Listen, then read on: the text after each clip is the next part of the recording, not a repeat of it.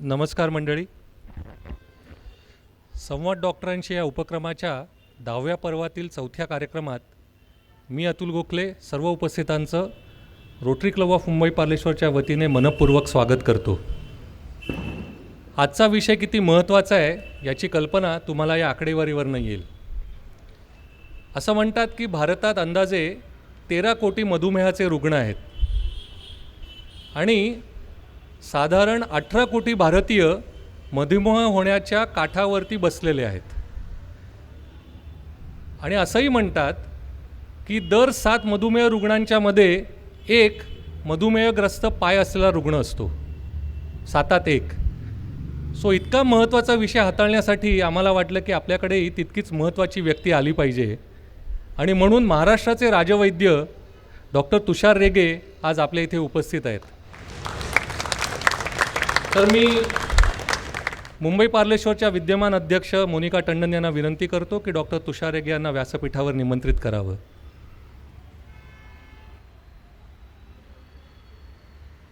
आता तुम्ही म्हणाल महाराष्ट्राचे राजवैद्य म्हणजे काय, हा काय प्रकार आहे? तर महाराष्ट्राच्या राज्यपालांच्या मधुमेहग्रस्त पायाची काळजी घेण्याची जबाबदारी डॉक्टर तुषार रेगे यांच्यावरती आहे आणि राज्यपाल म्हणजे राज्याचे मुख्य, म्हणून ते महाराष्ट्राचे राजवैद्य.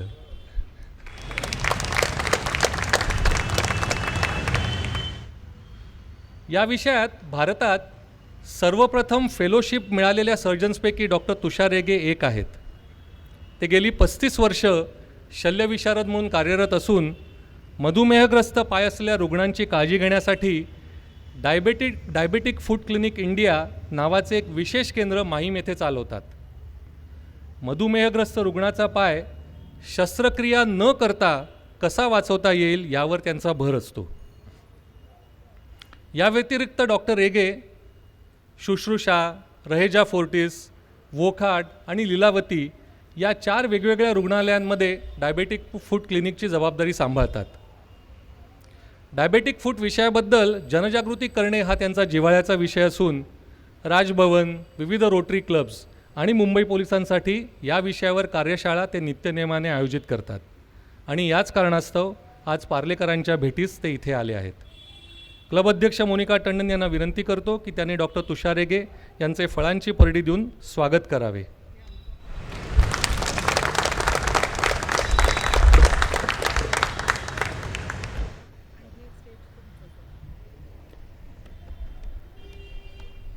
आता अधिक वेळ न घेता व्यासपीठाचा ताबा डॉक्टर रेगे यांच्याकडे सोपवतो. धन्यवाद.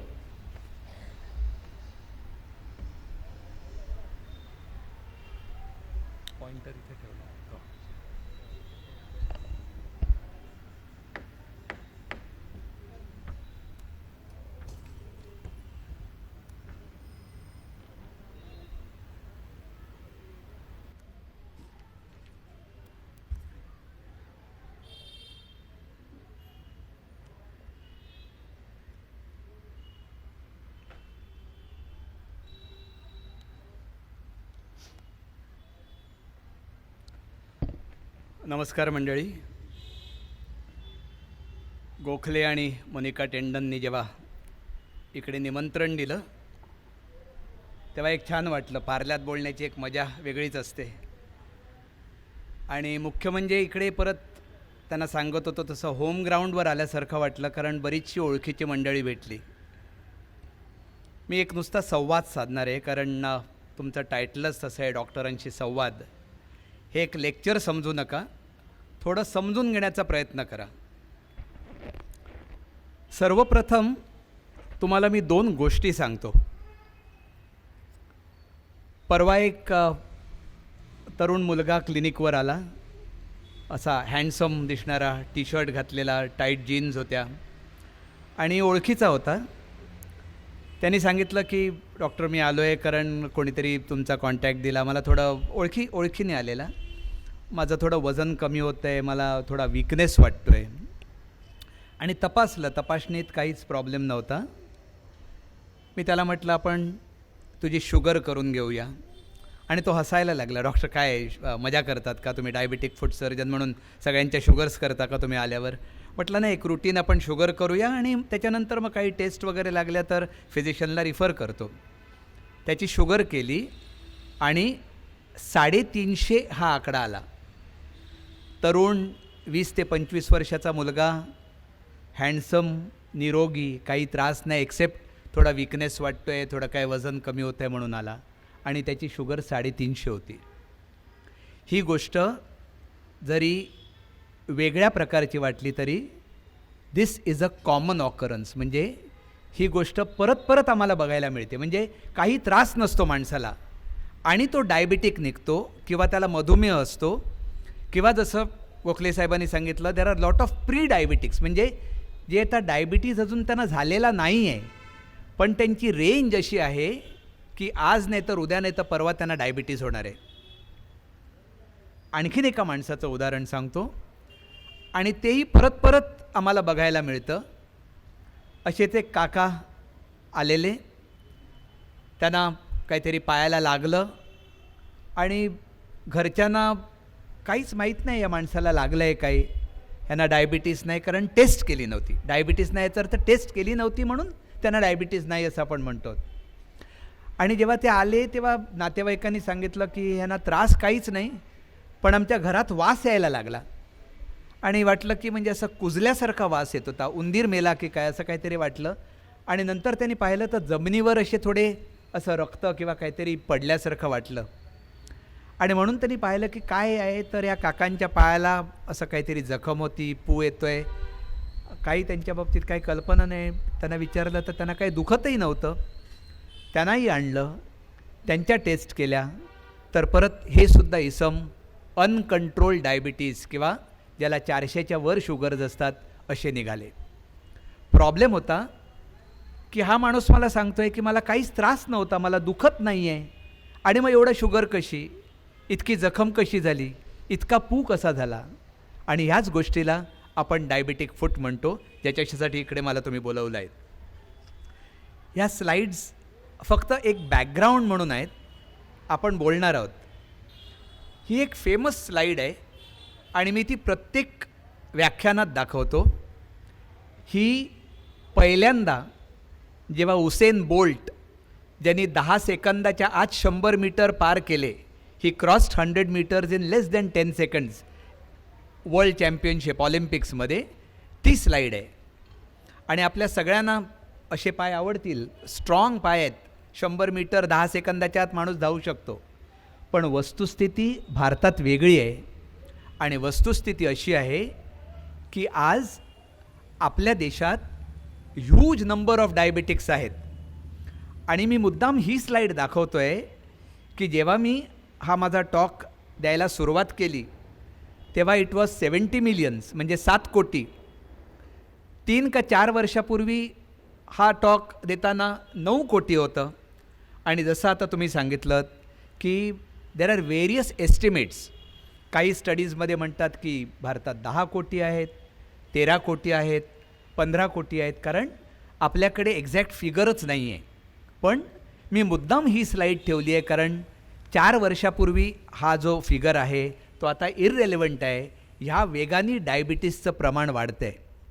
आणि जेव्हा आपण 9 कोटी किंवा 13 कोटी डायबिटिक्सचा विचार करतो आहे तेव्हा जेव्हा पायाला त्रास होतो तेव्हा 26 कोटी पाय आपल्याला इलाज करायचा आहे. म्हणजे this is a huge problem of medicine. ही नुसतं इलाज करून होण्यासारखी गोष्ट नाही आहे. कारण आज आपल्याला जर 10 कोटी किंवा 100 मिलियन डायबिटिक्स जर आपल्या देशात असतील तर आपल्याला जवळजवळ 20 कोटी पायांची काळजी घ्यायची आहे. ह्या आजारामुळे, आणि मी तिकडे ह्या आजाराबद्दल पुढे जातो, जवळजवळ 1 लाख पाय कापले जात आहेत वर्षाला. हा टॉक तुम्हाला घाबरवण्यासाठी नाही आहे, पण at the same time awareness आपण ज्याला म्हणतो की 1 लाख पाय कापले जात आहेत. हे पण estimate as we say may not be the correct estimate. हे तंतोतंत नसावं. जेव्हा 1 लाख आपल्याला नोन पाय कापले जात आहेत तेव्हा जवळजवळ 1.5 किंवा दुप्पट आणखीन अनरेजिस्टर्ड छोट्या छोट्या जागांमध्ये, छोट्या गावांमध्ये जिकडे ऑपरेशन्स होत आहेत आणि पाय कापले जात असतील तर हा फिगर पण खूप जास्ती असण्याची शक्यता आहे. म्हणजे 1.5 ते 2 कोटी पाय ॲम्प्युटेशन म्हणजे डायबिटीसच्या आजारामुळे कापले जात आहेत.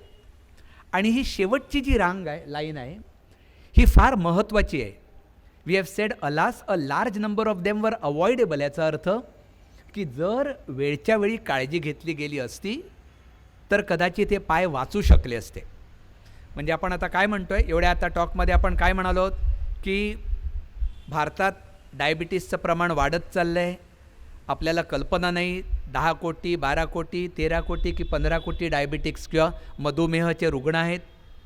आणि जेव्हा त्यांच्या पायाला इजा होते, पायाला प्रॉब्लेम होतो, तेव्हा पाय कापले जाण्याची शक्यता आहे आणि इतक्या मोठ्या प्रमाणात ती सर्जरी होत असते. मी नेहमी ही स्लाईड दाखवतो टॉक थोडा रंगत यावा म्हणून, की हे सुंदर पाय मुद्दाम दाखवले आहेत आणि प्रत्येकाला वाटतं की आपले पाय सुंदर असावेत, आपल्याला सुंदर पाय बघायला मिळावेत. पण वस्तुस्थिती डायबिटिक फूटमध्ये पूर्णपणे वेगळी आहे. आणि ती वस्तुस्थिती सांगायच्या आधी मी एक छोटंसं तुम्हाला परत डायबिटिक्समध्ये काय होतं त्याच्याबद्दल सांगतो. आपल्या सगळ्यांना माहिती आहे डायबिटीसचा अर्थ काय, की माझ्या रक्तातली साखर वाढली आहे, त्याला डायबिटीस म्हणतात. डायबिटीसमध्ये अनेक वेळा काहीच त्रास नसतात. काही लोकांना थोडे छोटे असे त्रास होतात की मला तहान जास्ती लागते आहे, मला भूक जास्ती लागते आहे, मला लघवीला किंवा युरिनला जास्ती वेळा जावं लागतं आहे. काही लोकांचं वजन वाढायला लागतं, काही लोकांचं वजन कमी होतं. ह्या सिम्पटम्सना आपण नॉन स्पेसिफिक सिम्पटम्स म्हणतो. म्हणजे असं पर्टिक्युलर आजार असं काही नाही आहे. आणि त्यामुळे डायबिटीजला कुठचाही त्रास नसतो. पण जी रक्तातली साखर सगळीकडे जी जाते ती सगळ्या ऑर्गन्सना किंवा सगळ्या अवयवांना त्रास द्यायला लागते. कारण ती सर्क्युलेटिंग शुगर असते, ती साखर फिरत असते सगळीकडे. आणि म्हणून over a period of time काय होतं, डोळे खराब व्हायला लागतात, ज्याला डायबिटिक रेटायनोपॅथी म्हणतात. म्हणजे डोळ्याचा जो मागचा पडदा असतो तो खराब होतो over a period of time. ती एक बाब झाली. माझी स्पेशालिटी नाही, मी डायबिटिक रेटायनोपॅथीबद्दल बोलणार नाही, पण तुम्हाला माहिती पाहिजे की डायबिटिक रेटायनोपॅथी म्हणून काहीतरी आहे. त्यानंतर ती शुगर हार्टला एफेक्ट करते, हृदयाचा रक्तपुरवठा कमी येतो, हार्ट अटॅक किंवा हृदयविकाराचा झटका येऊ शकतो, हृदयविकार होऊ शकतात. आणि महत्त्वाची गोष्ट ह्याच्यात म्हणजे डायबिटीसमध्ये it is described as a silent heart attack. म्हणजे जर आता मला जर डायबिटीस नाही आहे आणि जर मला हार्ट अटॅक आला तर मला भयंकर दुखणार, घाम येणार, मी पडणार, आरडाओरडा करणार. डायबिटीसमध्ये अनेक वेळा माणसाला हार्ट अटॅक येऊन जातो आणि थोडंही दुखतसुद्धा नाही. दिस इज द सेकंड प्रॉब्लेम किंवा सेकंड थिंग. डायबिटीस आणि हार्टबद्दलही मी काही बोलणार नाही आहे. नंतर डायबिटीस किडनीला त्रास देतं, ज्याला डायबिटिक नेफ्रॉपॅथी म्हणतात. परत शुगर सगळीकडे काय म्हणतात तसं ना, सगळीकडे काडी करत करत करत त्रास देत देत देत खालपर्यंत जात असते. परवाच गेल्या रविवारी आमचा एक मोठा कार्यक्रम झाला, असा जनजागृतीचा दादरमध्ये कार्यक्रम आम्ही केला. त्यावेळी सगळे डायबिटीसचे स्पेशलिस्ट होते, diabetes and I, diabetes and heart, diabetes and kidney. त्यावेळी त्या नेफ्रॉलॉजिस्टनी किंवा किडनी स्पेशलिस्टनी एक छान सांगितलं की एक छान टेस्ट असते, एक साधी टेस्ट असते आणि ती तुम्ही एक लक्षात ठेवा किंवा जे नोट्स करतायत ते लिहून ठेवा. त्याला युरिन प्रोटीन क्रिएटिनिन रेशिओ म्हणतात. युरिन प्रोटीन क्रिएटिनिन रेशिओ ही साधी युरिनची टेस्ट असते, कदाचित काहीतरी 700-800 रुपयाची असते. आणि त्यांनी एक छान सांगितलं की जेव्हा आम्ही सांगतो टेस्ट करा तेव्हा अनेक वेळा पेशंट म्हणतो, ओ डॉक्टर काय मला तुमच्याकडे मी काही दुसऱ्या कारणासाठी आलो आहे, किडनीचा मला काही प्रॉब्लेम नाही. आणि मग काही लोक जाऊन असंच म्हणतात, डॉक्टरांकडे गेलं ना की डॉक्टर टेस्ट लिहून देतात, इकडे ह्या लॅबॉरेटरीत जा सांगतात, उगाच खर्च करवतात. खरं खोटं मला माहीत नाही, पण त्यांनी जे सांगितली ती गोष्ट महत्त्वाची आहे की जर तुम्ही 700 रुपयाची जर एक साधी टेस्ट केलीत आणि तुम्हाला जर किडनी डिझीज आहे हे जर लवकर कळलं तर तुमची किडनी वाचू शकते. आणि त्यांनी छान कॅल्क्युलेशन दाखवलं की जर तुमची किडनी फेल झाली आणि तुम्हाला डायलिसिस करावं लागलं तर त्यांनी सगळा तो खर्च दाखवलेला, महिन्याचा मिनिमम काहीतरी 30,000 होतो, म्हणजे वर्षाचा इतका, म्हणजे तुमचं आयुष्य 10 वर्ष असेल तर इतका. तर जर 700 रुपयाची टेस्ट करून तुमचे जर लाखो रुपये वाचणार असतील, आरोग्य वगैरे बाजूलाच सोडा, नुसतं पैशाचं सांगतो, तरीसुद्धा ह्या test at a given time करणं अत्यंत महत्त्वाचे आहे. सो मी काय सांगितलं, शुगर इकडे तिकडे फिरते, डोळे, हार्ट, किडनी ही एफेक्ट होते. आणि शेवटचं म्हणजे पायाकडे ती साखर गेल्यामुळे पाय एफेक्ट होतात, ज्याच्याबद्दल आता मी बोलणार आहे. एक गोष्ट लक्षात ठेवा, प्रत्येक बाईच्या किंवा स्त्रीच्या आयुष्यात एक पती असतो. ओके. डायबिटीसमध्ये प्रत्येक पेशंटला, तो पुरुष असो अगर बाई असो, त्याच्या जीवनात 2 पती असतात. आणि हे तुम्हाला सगळं जरा सांगतोय म्हणजे लक्षात राहण्यासाठी. आणि ते 2 पती कुठचे? एक न्यूरोपॅथी आणि दुसरी मायक्रो अँजिओपॅथी. लक्षात ठेवा, 2 पती प्रत्येक पुरुष आणि बाईच्या आयुष्यात असतात, ज्याला डायबिटीज आहे. आणि मग तुम्हाला हा पती हवा असो किंवा नको असो, हा पती तुमच्याबरोबर आयुष्यभर राहणार आहे. न्यूरोपॅथीचा अर्थ काय? की पायाच्या नसा, ज्या नर्व्ज असतात, त्या कमजोर होतात, वीक होतात आणि त्यामुळे सेन्सेशन्स पायाचे कमी होतात. म्हणजे समजा आता मी इकडे जर चालतोय,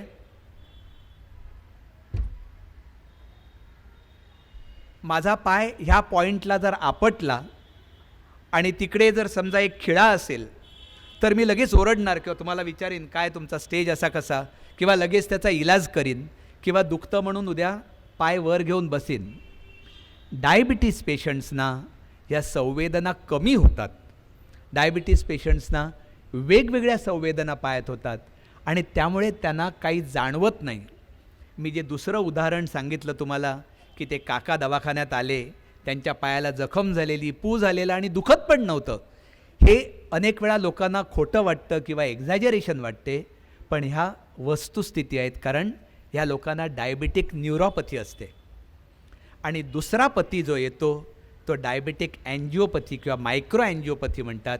म्हणजे ज्या रक्तवाहिन्या असतात, त्या रक्तवाहिन्या आकुंचन पावतात आणि ज्याच्यामुळे पायात रक्तपुरवठा कमी झाल्यामुळे गँग्रीन हा प्रकार खूप मोठ्या प्रमाणात डायबिटिक पेशंटना होऊ शकतो. काय म्हणालो आपण? डायबिटीस खूप मोठ्या प्रमाणात वाढतो आहे. अनेकांना डायबिटीस आहे माहिती नाही, पण दे मे बी प्री डायबिटिक्स. आणि डायबिटीसमध्ये डोळे, हार्ट, किडनी आणि पाय एफेक्ट होऊ शकतात. आणि मी पाय ट्रीट करतो म्हणून म्हणत नाही, बट पाय is a beautiful mechanical marvel.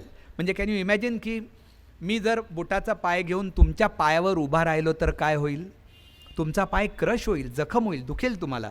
पण मी जेव्हा माझ्या वजनाने स्वतःच्या पायावर उभं राहतो आहे, तेव्हा पाय क्रश होत नाही आहे. कारण त्याच्यात असे मेकॅनिक्स असतात की जेणेकरून शरीराचं वजन पूर्णपणे नीट ते संतुलन असतो. हे काही फोटोज आता तुम्हाला दाखवतो की पायात रक्तवाहिन्या, हे जस्ट मॉडेल बघा. म्हणजे हे सगळं आता मी डिटेल्स किंवा टेक्निकॅलिटीज सांगणार नाही, पण जस्ट तुमच्या मनावर इम्प्रेस करायला हे पाठवतो आहे की किती सुंदर प्रकारे पायाचं ठेवण असते. या सगळ्या पायाच्या रक्तवाहिन्या आहेत. म्हणजे आपल्या सगळ्या पार्ल्याच्या, मुंबईच्या गल्ल्या, छोट्या छोट्या गल्ल्याच्या कितीतरी 1000 पट या रक्तवाहिन्या ब्लड फ्लो किंवा रक्तपुरवठा पायाला चालू ठेवतात. आणि एवढंच नाही, तर इकडे एकदम डिसिप्लिन ट्रॅफिक आहे. एक जर पर्टिक्युलर ती आर्टरी, एक रक्तवाहिनी जर पर्टिक्युलर रस्त्याने जाणार असेल तर ती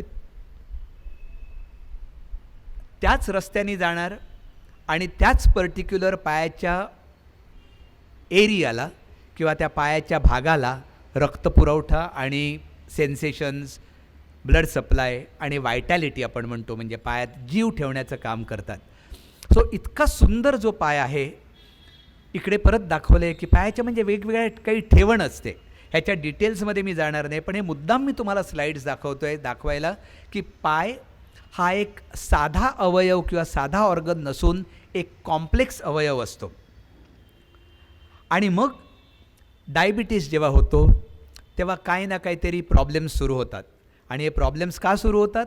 एक म्हणजे रक्तातली साखर जास्ती असते, पायाला न्यूरोपॅथी असते, पायाला मायक्रो अँजिओपॅथी असते आणि त्यामुळे इकडे जसा तुम्ही बघताय तसा पाय हा सुका पडत चालला आहे. जे लोकांना मधुमेह आहे, ज्यांना डायबिटीज आहे, त्यांना ह्या कुठच्याही गोष्टी नवीन नाही आहेत. प्रत्येकजण ज्याला डायबिटीस आहे तुम्हाला सांगणार की नाही हो, पाय सुका पडतो, पायाला खाज येते.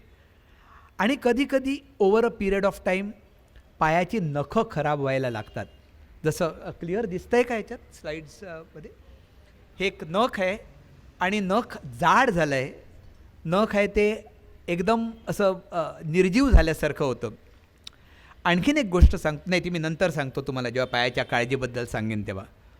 Over a period of time हा पाय असा दिसायला लागतो, जिकडे थोडं काळसर होतं, त्या पायाला घाम येत नाही, त्या पायाला तेल नसतं.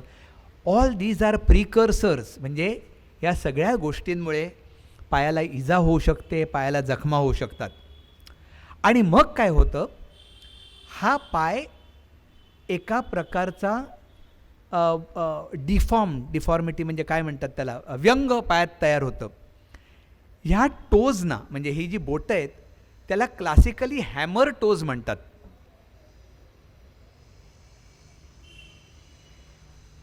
हा पाय बघितल्यावर मला एक्सप्लेन करण्याची गरजच नाही की हॅमर टोजचा अर्थ काय, की ही बोटं हातोड्यासारखी होतात. आणि जर ही बोटं हातोड्यासारखी जर आपण चालताना जर कुठे आपटत राहिली तर ह्या पायाला आज नाही तर उद्या नक्की इजा होणार.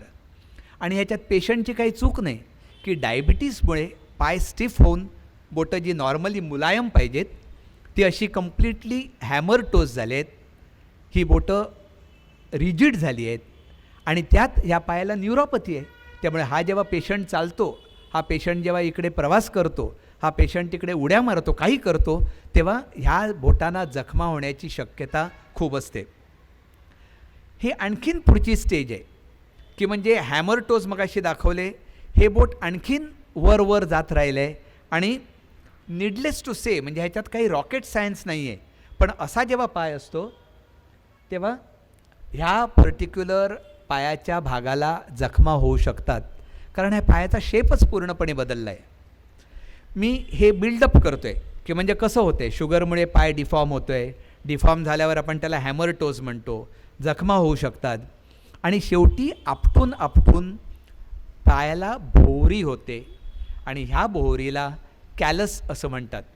परत जे मधुमेह रुग्ण आहेत, ज्यांना डायबिटिक फूट झाला असेल, त्यांना ह्या टर्म्स, म्हणजे आमच्याकडे जे पेशंट्स येतात जे परत येतात त्यांना ह्या तोंडपाठ झालेल्या असतात की ही पहिली गोष्ट आहे जी पायात होते. पाय आपटून वेगवेगळे पॉईंट्स, जे प्रेशर पॉईंट्स असतात तिकडे आपटल्यामुळे ह्या पेशंटला, ह्या रुग्णाला इकडे भोवरीसारखं झालं आहे, ज्याला कॅलस म्हणतात. आणि मग हे पुढे जात राहतं. ही भोवरी जास्ती वाढून ह्याच्यात कॅलस अल्सर होतो. म्हणजे कालपर्यंत भोवरी होती, over a period of time आंघोळ करताना ओली राहिली, त्याच्यात पाणी जातं आहे, ही परत चालल्यामुळे आणखीन वाढतं आहे आणि ह्या गोष्टीला कॅलस अल्सर म्हणतात. हा कॅलस अल्सर वाढत आतपर्यंत जाऊ शकतो. ह्या पर्टिक्युलर पेशंटमध्ये ही जखम आतवर गेलेली आहे. हे परत अगदी सांगण्याची गरजच नाही, हे अगदी क्लिअर तुम्हाला दिसतंय. पहिलं मी दाखवलं की भोवरीसारखं झालं आहे, मग आणखीन वाढलं आहे आणि आता जास्ती झालं आहे. पण इकडे प्रॉब्लेम काय आहे, हे जर माझ्या पायाला झालं तर मी लगेच डॉक्टरकडे जाईन. डायबिटीसच्या पेशंटला हे जाणवतच नाही. अनेक वेळा त्याला कल्पनाही नसते की आपल्या पायाला हे काहीतरी होतं आहे, कारण रिमेंबर दॅट पथी मी सांगितली, ती न्यूरोपॅथी, की ज्याच्यामुळे हा पाय दुखत नसतो. न दुखलेला पाय, म्हणजे ते म्हणतात ना, देवाने आपल्याला दुखणं हे सेन्सेशन दिलं आहे, is one of the best sensations. Protective sensation आहे. मी इकडे धरतो आणि समजा माईक गरम झाला तर लगेच माझा हात बाहेर येईल.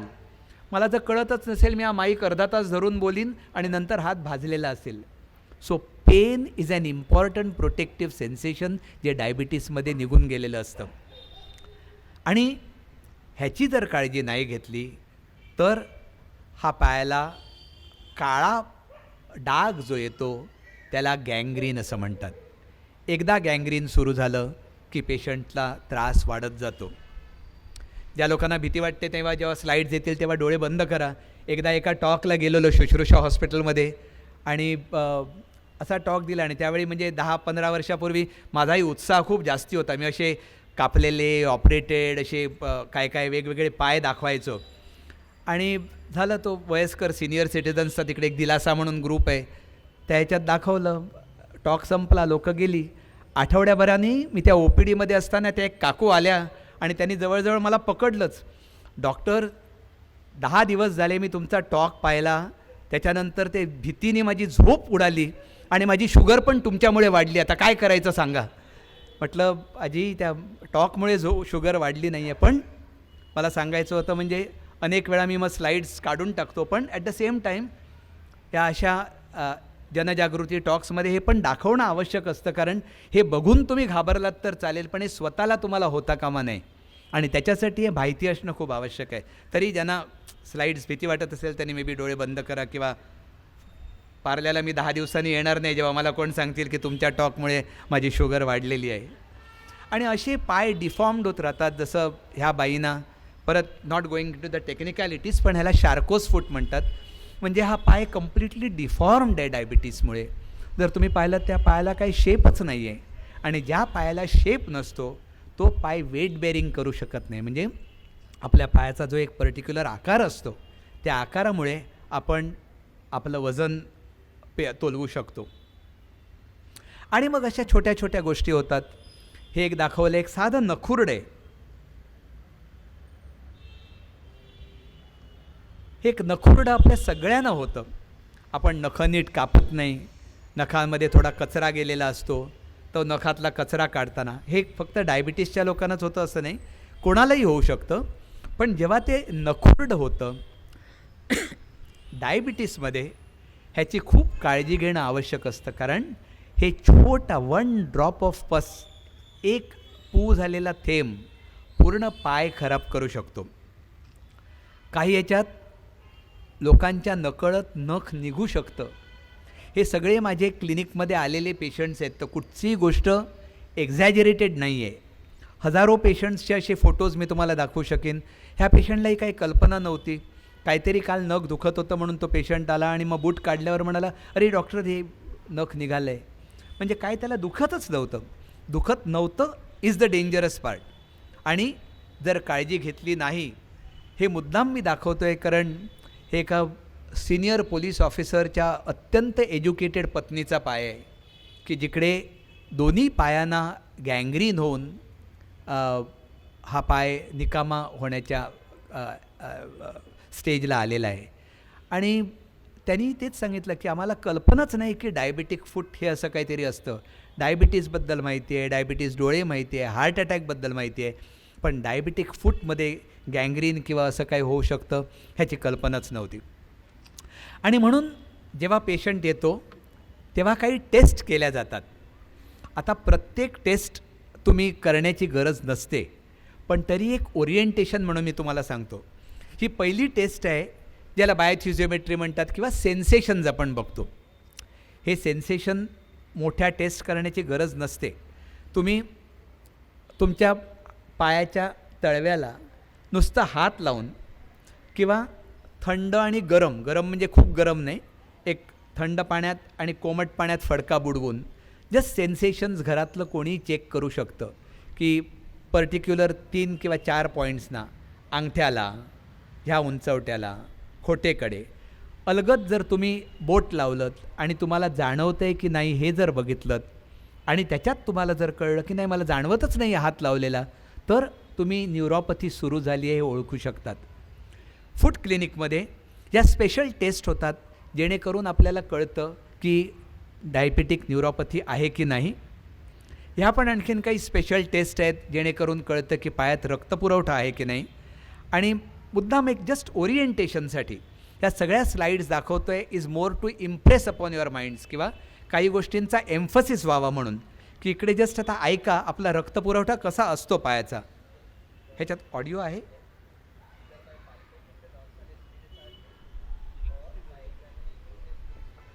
व्हॉल्यूम ऐकू येतं आहे पण थोडं.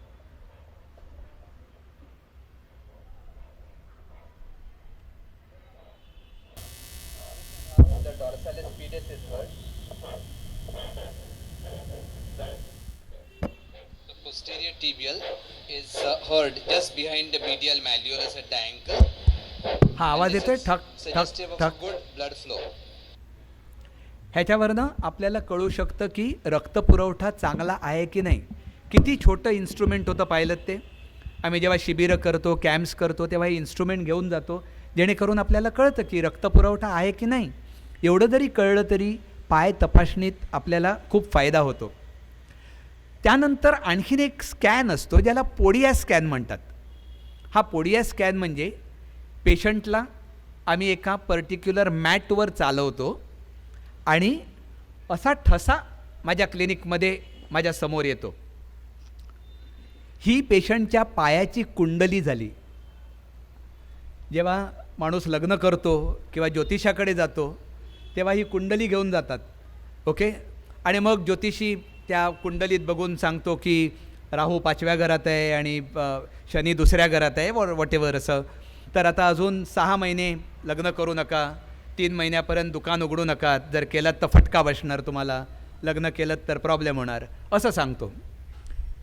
ही कुंडली जेव्हा माझ्याकडे येते तेव्हा मी पण ज्योतिषी होतो आणि ज्योतिषात काय सांगतो की जर तुम्ही चालत राहिलात तर आज नाहीतर उद्या नाहीतर 6 महिन्यांनी तुम्हाला हे जे लाल स्पॉट्स दिसत आहेत, नीट ऐकू येत आहे ना मागे, हे जे लाल स्पॉट्स दिसत आहेत त्या लाल स्पॉटवर आज नाहीतर उद्या नाहीतर 6 महिन्यांनी तुम्हाला जखम होणार. आणि ह्या कुंडलीवर मी पेशंटला हे नाही सांगत की तुम्ही एक 1000चा जप करा किंवा ह्या देवळात जा जेणेकरून हे जखम होणार नाही. या कुंडलीवर मी काय सांगणार त्यांना, तुम्ही एक स्पेशल प्रकारची प्रोटेक्टिव्ह फुटवेअर घाला. जसा जप करून किंवा काही आपण म्हणतो मंत्र म्हणून एखादा कुठचा ग्रहदशा असेल ती आपण म्हणतो की ती आपण त्याची काळजी घेऊ, तसंच ह्या पायाच्या कुंडलीवर एक स्पेशल फुटवेअर जर मी दिली, ज्याचे मी काही तुम्हाला फोटोज दाखवीन नंतर, तर इकडे जखम तुम्हाला टाळता येईल. त्यामुळे मी ह्याला म्हणतो की ही कुंडली असते आणि हा जेव्हा रिपोर्ट बघतो तेव्हा मी ज्योतिषी असतो, कारण मी हे लाल जिकडे झालं आहे तिकडे जखम कशी नाही होणार हे तुम्हाला मी सांगणार आहे.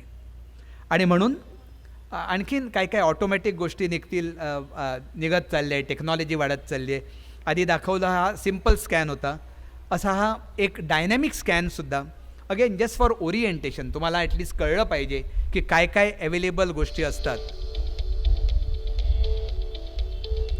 इकडे बघा, जसा पेशंट चालतोय तसं ते प्रेशर पॉईंट्स लाल निळे हिरवे दिसत आहेत.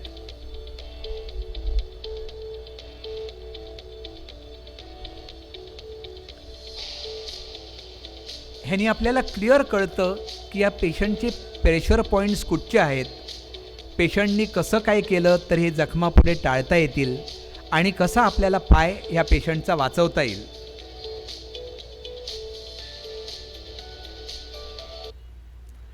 आणि त्याच्यानंतर आपल्याला अशा टाईपच्या परत डिटेल कुंडली म्हणतो तशी आपल्याला मिळते, जेणेकरून आपल्याला या पायाच्या जखमा वाचवता येतील आणि जखमा वाचवल्या तर आपल्याला पुढे पाय कापण्याची जी क्रिया असते ती वाचवता येईल. आणि मग अनेक लोक सांगतात की नाही, जखम तर झालेली आणि मी जेल लावत राहिलो. ही मलम, ज्यांना डायबिटीस आहे किंवा घरात अनेक ही कॉमनली यूज्ड ऑइंटमेंट्स आहेत, क्रीम्स आहेत, जे प्रत्येक माणूस पायाला लावत असतो. पण ह्या जखमांना नुसतं मलम लावून उपयोग नाही, कारण this is not just an infective problem. म्हणजे नुसते जंतू असल्यामुळे हे झालेलं नाही आहे, हा मेकॅनिकल प्रॉब्लेम आहे, जेणेकरून पायावर प्रेशर किंवा एका पर्टिक्युलर जागेवर तिकडे जोर पडल्यामुळे हा त्रास होत असतो. आणि मग काय करतात तर ही एक पर्टिक्युलर चप्पल किंवा बूट आहे की ज्याला हनीकोम पॅटर्न असतं आतमध्ये.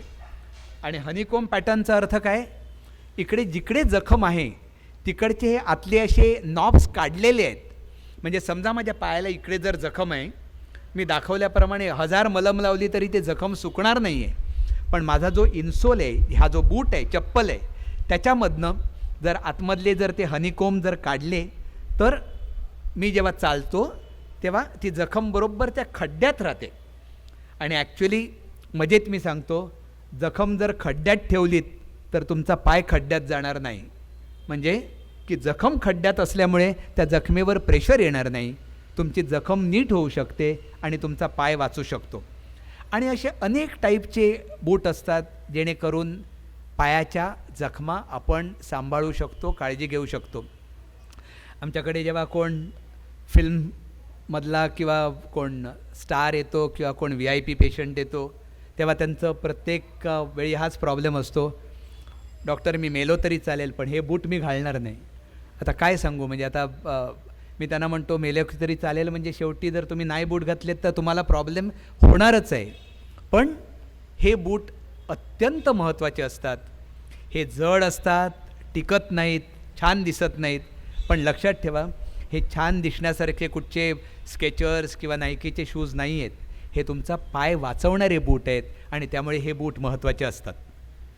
आणि हे का महत्त्वाचं आहे आपल्याला, मी एक मागे एक टॉक दिलेलं तेव्हा मुद्दाम ह्या स्लाईड्स केलेल्या की मुंबईत आता एक खूप डायव्हर्सिटी आहे.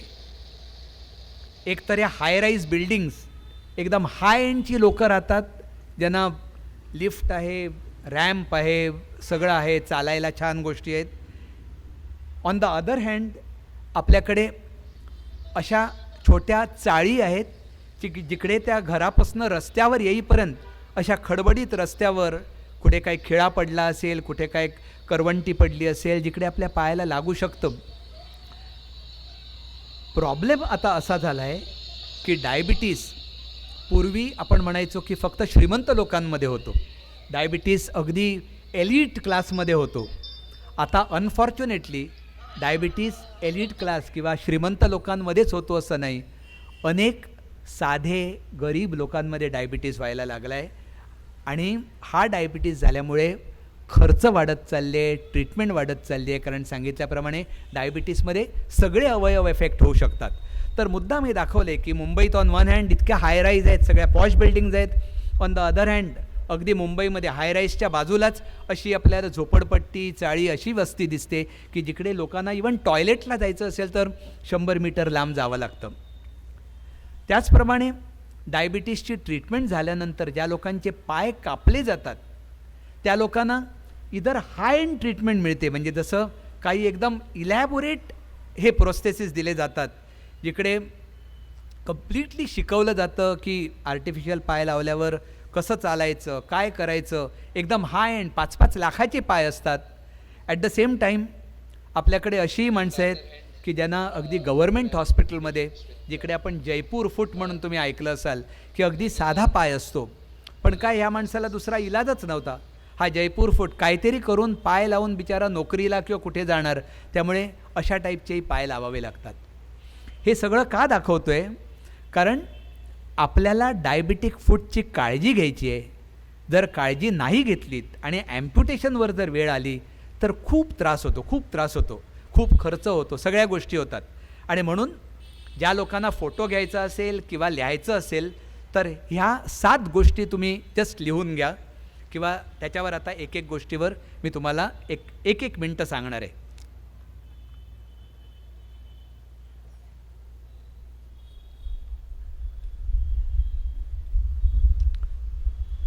सर्वात पहिली गोष्ट म्हणजे, सर अजून एक 10 मिनटं आहेत आपल्याला, right. See your feet daily. पाय रोज बघायचे. आणि का बघायचे, कारण मी सांगितल्याप्रमाणे आज जर समजा मला डायबिटीस नाही आहे, माझा जर पाय दुखत असेल किंवा तुमच्या स्टेजवर जर काही खिळा असेल तर मी घरी जाऊन रडत बसणार, काहीतरी लागलं आहे, उद्या डॉक्टरकडे जाणार, पट्टी करणार, आराम करणार, अँटीबायोटिक्स घेणार. जर मला डायबिटीस असेल आणि माझ्या पायाला जर ती पहिली पती असेल, न्यूरोपॅथी, तर मला जाणवणारसुद्धा नाही की माझ्या पायाला काय झालं आहे. त्यामुळे सी युअर फीट डेली.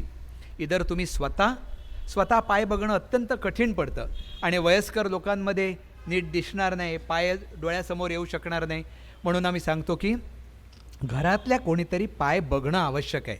आणि बघणं म्हणजे काय, पायाचा तळवा बघायचा, कुठे काय पाय लाल झाला आहे, कुठे जखम आहे, बोटांची पेरं बघायची की मध्ये कुठे फंगल इन्फेक्शन, ज्याला आपण हे म्हणतो पांढरं होतं काय ते सॉरी मला थॉट ब्लॉक होते, 2 बोटांच्या मध्ये चिखल्या जे म्हणतात, चिखल्या होतात, थोडंसं फंगस पांढरं आतमध्ये होत राहतं. ह्या सगळ्या गोष्टी नखं बघायची, कारण इकडून पायाचा किंवा डायबिटिक फूटचा उगम होऊ शकतो. Number 2, trim nails carefully. या अगदी साध्या फालतू गोष्टी वाटतात, पण या फालतू किंवा साध्या गोष्टींची जर काळजी घेतलीत तर मेजर प्रॉब्लेम्स होणार नाही. ट्रिम नेल्स केअरफुली, कारण मगाशी मी तुम्हाला एक नख दाखवलेलं की अनेक डायबिटिक्स आमच्याकडे येतात आणि सांगतात की डॉक्टर आमचं नख कापून द्या, कारण त्यांना हे कापणं अत्यंत कठीण होतं. साध्या नेल कटरनी नखं कापली जात नाहीत. आणखीन एक इंटरेस्टिंग गोष्ट सांगतो. आमचा एक पेशंट आलेला, कुठे गावाकडे होता, असंच नख जाड जाड जाड होत गेलं, एकदम हार्ड झालं नख, आणि म्हणून त्यांनी त्याच्या पुतण्याला शेवटी ट्राय केलं, कापलं जात नव्हतं. त्या पुतण्याकडे विळा होता, सिकल, कोयती असते ना, आणि म्हणाला की माझं नख कापलं जात नाही आहे, तू त्या विळीनी काप, त्या विळ्यानी काप, कोयती जी काय म्हणतात, सिकल म्हणतात त्याने. मला वाटतं त्याचवेळी तो टायटॅनिक पण रिलीज झालेला, आणि ते केट ती हॅमर काही ॲक्स घेऊन येते आणि त्याला बेड्या लावलेल्या असतात आणि ती बरोबर ते मारून ॲक्सनी ते तोडते बेडी. तसं त्या पुतण्यालाही वाटलं असेल की माझाही नेम चांगला आहे, म्हणून त्यांनी आधी बिचाऱ्यांनी प्रयत्न केला असेल ते नख कापण्याचा, नाही नख कापलं गेलं आणि त्यांनी खटकन ते नखावर मारली आणि ह्या माणसाचं बोटाचा पुढचा भाग कापला गेला. कापला गेल्यावर गावात असल्यामुळे त्यांनी नुसतं काहीतरी तिकडे पाला वगैरे लावला आणि बाय द टाईम त्याला मुंबईला आणला गेला, त्याचा अर्धा पाय कापावा लागला. आणि अनफॉर्च्युनेटली उगम कुठे होता? एक फक्त नख कापता येईना, नख कापण्याचा प्रयत्न केला, इन गुड फेथ त्यांनी ते नख चॉप ऑफ केलं किंवा छाटलं आणि तिकडून गँग्रीन होऊन त्या माणसाचा पाय कापावा लागला. आणि ह्या गोष्टी अजिबात एक्झॅजरेशन नाही आहेत, ह्या गोष्टी क्लिनिकवर आलेल्या गोष्टी आहेत ज्या मी तुम्हाला सांगतो आहे. त्यामुळे ट्रिम नेल्स केअरफुली. आमच्याकडे डिपार्टमेंटच आम्ही केलं आहे की जिकडे नखं कापून देतात. काय करणार दुसरं? सुरुवातीला पेशंटना ऑकवर्ड वाटायचं, डॉक्टर तुम्हाला कसं सांगू नख कापायला, पण it is a part of treatment, कारण ती कापताच येत नाहीत लोकांना. Wear cotton socks. नेहमी पायात कॉटन सॉक्स पाहिजेत. आम्ही त्यांना सांगतो परत परत ते घालू नका, 10 वेळा धुवा, 10 जोड आणा कॉटन सॉक्सची. जाड कॉटन सॉक्स पायात पाहिजेत. Never walk barefoot. अनवाणी चालू नकात. काय सांगू मी त्यांना? ते सांगतात आम्ही एका टूरला गेलेलो, 11:30 वाजता त्या ट्रॅव्हल कंपनीने आम्हाला देवळाच्या बाहेर सोडलं आणि सांगितलं चला आता 12:15ला देऊळ बंद होणार, पटकन जाऊन या. आणि अनवाणी लोक त्या मार्बलवर धावत जातात. बाकीची लोकं मे बी धावतात कारण त्यांना चटके लागतात. डायबिटीसचा पेशंट आरामात चालतो, अरे तुम्ही का धावतायत, मला काय होतच नाही. आणि लिटरली सांगतो, अनेक वेळा लोक बेअरफूट देवळात किंवा कुठे गेले आहेत किंवा काही मिनारेट बघायला गेले आहेत आणि मार्बल किंवा ग्रॅनाईटवर चालल्यामुळे त्या लोकांना पायाला बबल्स किंवा ब्लिस्टर्स ज्याला म्हणतात ते घेऊन लोक आली आहेत. माझ्याकडे सोल्युशन नाही आहे. मी काय सांगू त्यांना, देवळात नका जाऊत किंवा देवळात बूट घालून जा, नाही, माझ्याकडे सोल्युशन नाही. पण ॲटलिस्ट जर माहिती असेल की मला हा प्रॉब्लेम होऊ शकेल तर तो माणूस काळजी घेऊ शकेल. कारण बेअरफूट दुपारच्या वेळात चालल्यामुळे ब्लिस्टर्स किंवा फोड आलेले आहेत. यूज प्रॉपर फुटवेअर अत्यंत महत्त्वाचं आहे. जेव्हा आम्ही प्रॉपर फुटवेअर सांगतो तेव्हा लोक अगदी आनंदाने सांगतात, डॉक्टर मी 15,000चे बूट आणलेत, किंवा मला माझा मुलगा अमेरिकेला असतो त्याने मला एकदम स्पेशल इकडे मिळत नाहीत ते बूट पाठवलेत. आपल्याला प्रॉपर फुटवेअरचं एक डेफिनेशन आहे की संध्याकाळच्या वेळी तुम्ही बूट घ्यायला जायचं. संध्याकाळच्या वेळी. इकडे प्रश्न विचारायचे नाही, तर मी लोकांना विचारलं असतं संध्याकाळच्या वेळी का? कारण संध्याकाळी पायाला प्रत्येक माणसाच्या थोडी जास्ती सूज असते. थोडासा पाय संध्याकाळी फुललेला असतो. आणि जी लोक डायबिटिक्स आहेत, ज्या लोकांना हार्टचा प्रॉब्लेम आहे, किडनीचा प्रॉब्लेम आहे, त्यांचे पाय जास्ती सुजतात संध्याकाळी.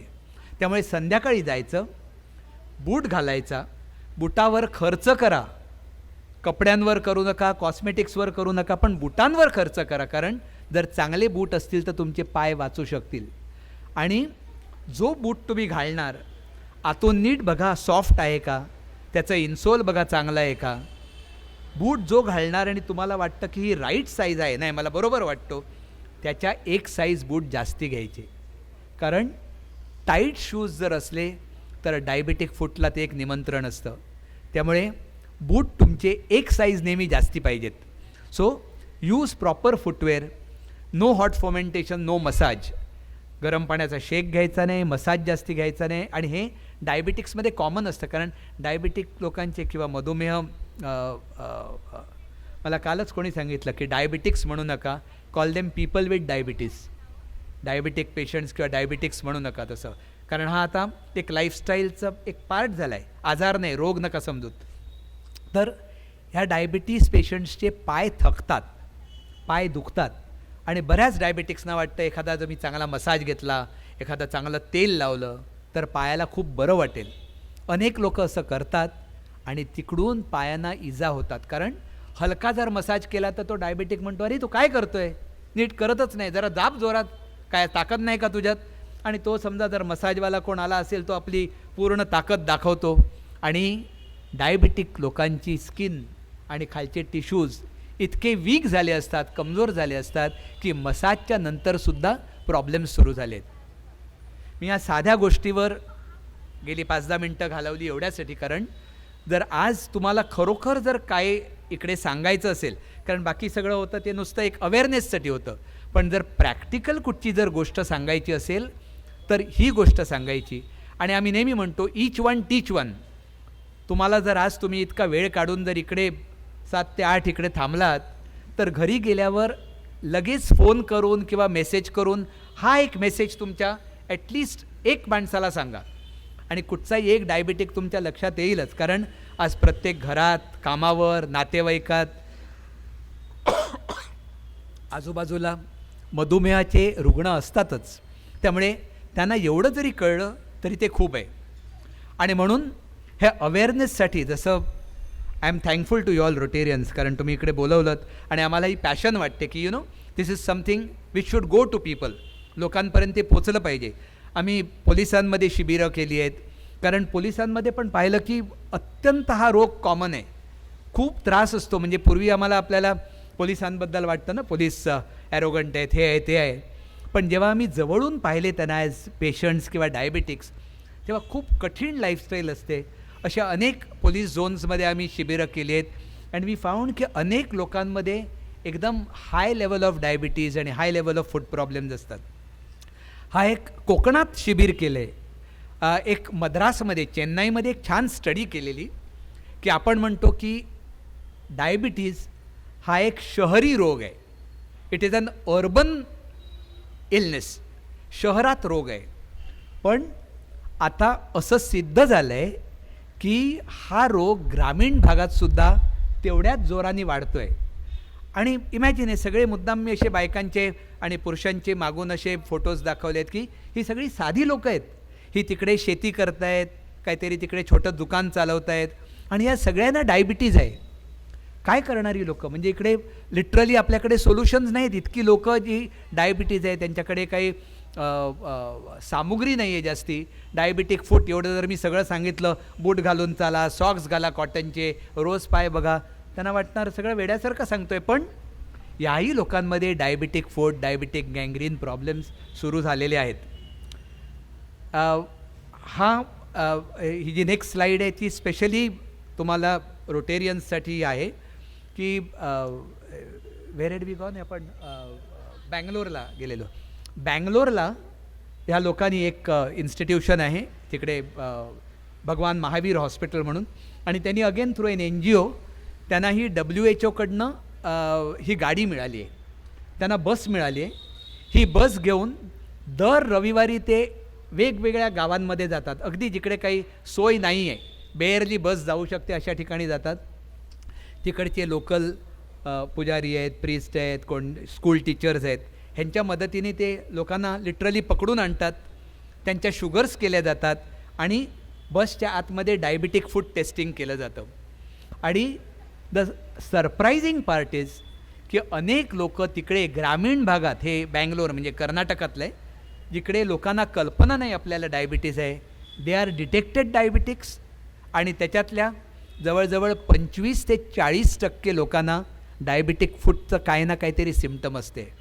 त्यामुळे अशा थ्रू युअर NGOज अशा टाईपचं काहीतरी आपल्याला राबवता येण्यासारखं आहे की जिकडे गावागावांमध्ये जाऊन डायबिटीसचे पेशंट्स आणि डायबिटिक फूटचे पेशंट्स आपल्याला लवकर पकडता येतील. बाय पकडता येतील मी म्हणतो की त्यांचा जर वेळच्या वेळी इलाज झाला तर पाय कापले जाणं किंवा डायबिटिक फूट होणं हे आपण टाळू शकतो. हा परत खराब हे आहे. ज्यांना बघायचं आहे त्यांनी बघा, ज्यांना बघायचं नाही ते. पण मुद्दाम मी दाखवतो आहे सर विथ युअर परमिशन या, की डायबिटिक पेशंट्स कधी कधी असे असतात की त्यांना जाणवत पण नाही आपल्या पायाला इतकी इजा झाली आहे. आणि आपण जे पूर्वीचे लोक म्हणायचे ना पायात किडे पडोत वगैरे, ते ॲक्च्युली पायात किडे झालेले असतात आणि पेशंटला जाणवत पण नाही. ज्यांना बघता नाही येणार ते बघू नकात, पण मला हा व्हिडिओ दाखवायचा आहे जस्ट की थोडं आपल्याला माहिती पाहिजे की कुठपर्यंत हे डायबिटिक फूट जाऊ शकतं. हा एका पेशंटचा पाय आहे आणि त्या पायामध्ये हे बिलिव्हेबल नाही आहे की एका पेशंटचा मुंबईत पाय आहे. हा मुंबईत, असं नाही की हा पेशंट कुठच्या तरी गावात होता किंवा काही. आय एम सॉरी ज्यांना सेन्सिटिव्ह असतील त्यांना, पण माझं इकडे एक माझं कर्तव्य आहे की तुम्हाला डायबिटिक फूट किती प्रॉब्लेमपर्यंत जाऊ शकतं हे तुम्हाला दाखवणं अत्यंत आवश्यक असतं. आणि इतकंही करून मुंबईसारख्या ठिकाणीसुद्धा अजूनही आम्ही असे पेशंट्स बघतो की ज्यांचे पाय कापले जाऊ शकतात. आणि त्यामुळे घाबरण्याचं कारण नाही. महत्त्वाची गोष्ट अशी आहे की आता हे सिद्ध झालं आहे की जर तुम्हाला अवेअरनेस असेल, जर तुम्हाला कल्पना असेल व्हॉट इज डायबिटीज आणि व्हॉट इज डायबिटिक फूट, मधुमेह म्हणजे काय, मधुमेहग्रस्त पाय म्हणजे काय, तर अवेअरनेसमुळे डायबिटिक फूट होण्याचं तुम्ही टाळू शकतात. पायाचं ॲम्प्युटेशन किंवा पाय कापलं जाणं ही गोष्ट तुम्ही टाळू शकतात. आणि म्हणून हे मुद्दाम काही व्हिडिओज दाखवले, काही गोष्टी तुम्हाला स्लाईडद्वारा दाखवल्या आहे. मी आता टॉक संपत आला आहे. डायबिटिक फूट तुम्ही स्वतःची का काळजी घ्यायची आहे, कारण डायबिटिक फूट हा एक नुसता मेडिकल आजार नसून एक सामाजिक आजार आहे. ही आमची पेशंट जेव्हा 3 महिने लागले ह्या आजींना बरं व्हायला, आणि त्या बरं होताना अगदी आशीर्वाद देऊन गेला, डॉक्टर तुम्ही खूप माझा पाय चांगला केलात, हात जोडले वगैरे. पण ह्या स्लाईडच्या हिरो त्या आजी नाही आहेत. त्या आजींच्या बाजूला जी 2 तरुण काम करणारी सुदृढ माणसं आहेत ती ह्या स्लाईडची हिरो आहेत.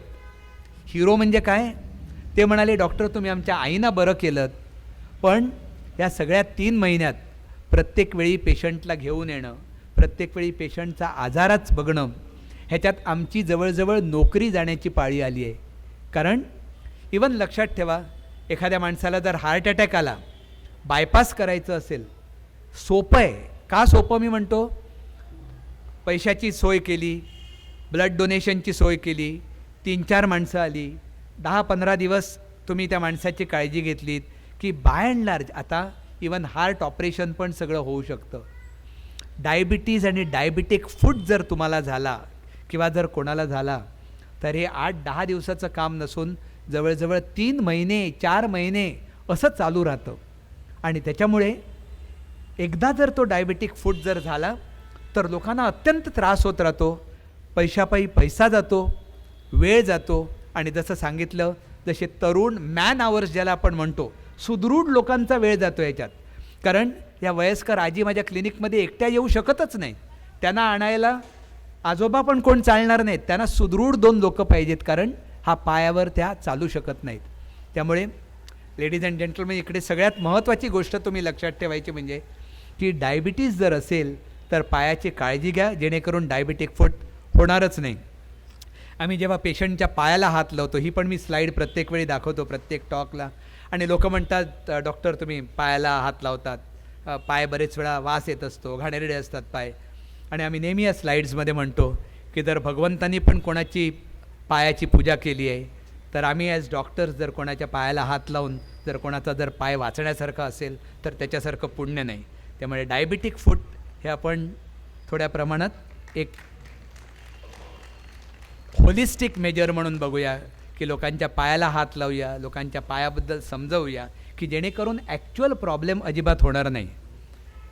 शेवटची स्लाईड दाखवतो जस्ट परत लक्षात ठेवण्यासाठी की डायबिटिक फूट हा आजार खूप महत्त्वाचा आहे.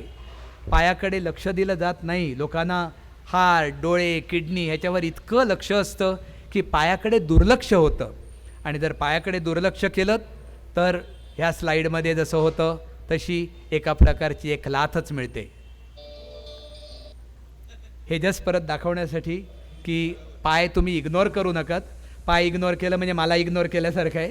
मी पण आलो आहे इकडे दादरहून, तुम्ही वेळ दिला आहे, त्यामुळे आपण सगळे पायाची काळजी घेऊया. आता सगळ्यात परत प्रत्येक वेळी मी म्हणतो ही लास्ट स्लाईड आहे, पण अजून एक स्लाईड मला दाखवायची आहे. सगळ्या घाणेरड्या स्लाईड्स दाखवल्या, पाय काळे पडले आहेत. एक सुंदर पायाची स्लाईड दाखवलेली, पण ती आता तुम्ही विसरला असणार. सगळ्या घाणेरडे पाय, गँग्रीन झालेले पाय, पू येणारे पाय. एका टॉकमध्ये मला एका पेशंटनी उठून सांगितलं, डॉक्टर तुम्ही बोलतात तेव्हा नुसतं पाय नाही, आम्हाला इकडे घाण वास पण येतो ते तिकडे ते पाय बघून. तर तशी वेळ येऊ नये म्हणून मी जगातले सर्वात 2 सुंदर पाय तुम्हाला दाखवणार आहे. जेनिफर लोपेज नावाची जी नटी आहे, ॲक्ट्रेस आहे, तिचे पाय खूप छान आहेत असं म्हणतात. आणि म्हणून हा स्लाईड शो एंड करताना हे पाय बघून तुम्ही एक चांगली मेमरी घेऊन इकडे जावं, हीच एक विनंती. धन्यवाद. Thank you so much.